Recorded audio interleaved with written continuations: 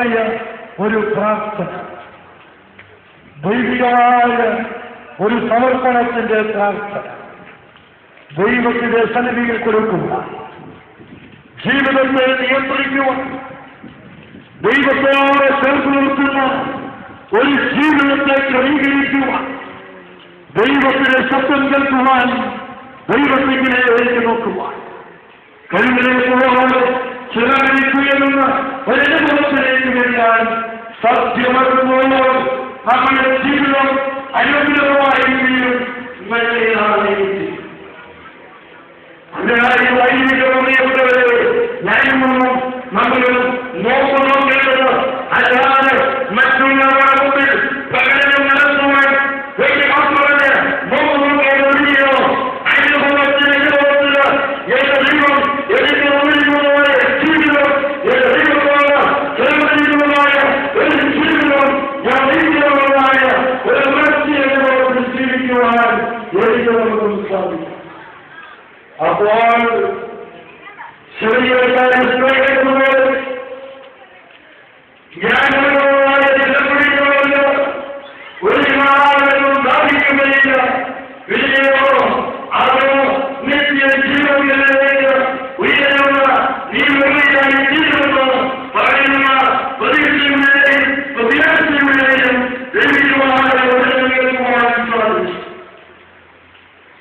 ആ പ്രതീക്ഷയുടെയും പ്രത്യാശയുടെയും വചനങ്ങൾക്കുവാൻ, ആ വചനത്തോട് ചേർന്നതുമായി ജീവിക്കുക.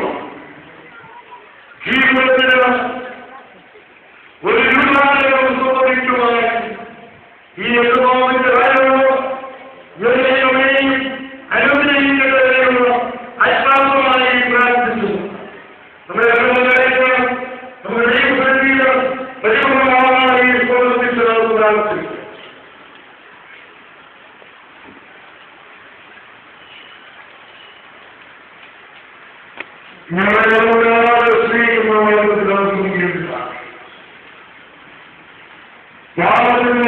ജീവിതമായ ആ സ്ത്രീകാരി സ്ത്രീവതിയിലേക്ക് ജീവന്റെ ഉറവയുടെ ആ ദൈവികമായ മർമ്മവുമായി കടന്നു വന്നതുപോലെ അനേക പ്രതിസന്ധിയുടെയും പ്രതികൂലതയുടെയും നടുവിൽ എന്റെ ദൈവമേ അണിയിരിക്കുമ്പോൾ പാപത്തിന്റെയും നികൃഷ്ടതയുടെയും നടുവിൽ അരികളായിരിക്കുമ്പോൾ ഞങ്ങളുടെ അരികിലേക്കും നീ കടന്നു വരണമേ എന്ന് പ്രാർത്ഥിക്കുന്നു.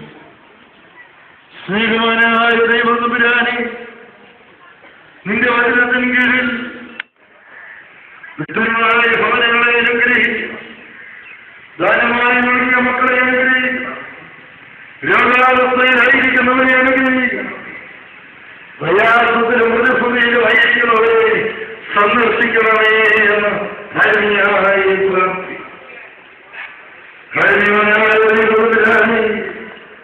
അറിവുകളോട് ചേർന്ന് ശക്തീകരിക്കണമേ എന്ന് പ്രാർത്ഥിക്കും.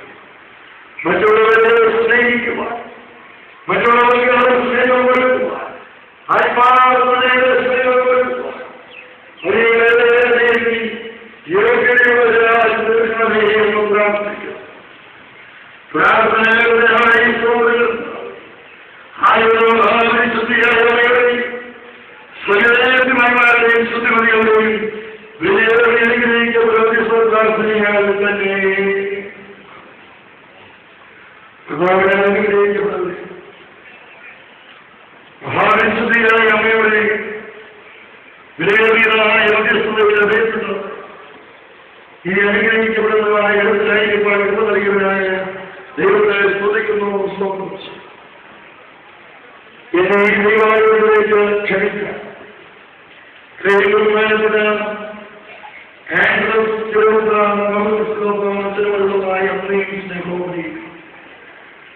ഒരു സമാജനായ സമയത്ത്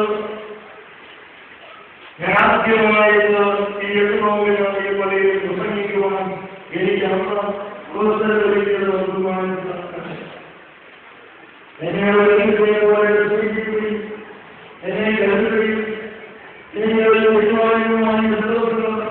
പ്രസംഗിക്കുവാനും ധ്യാനം നടത്തുവാനും ശുദ്ധമായി പഠിക്കുവാൻ നമുക്ക് അവസരം എന്നെ പ്രോത്സാഹിപ്പിക്കുകയും എനിക്ക് വേണ്ടി പ്രാർത്ഥിക്കും എന്നെ കരുതുകയും ചെയ്യുന്ന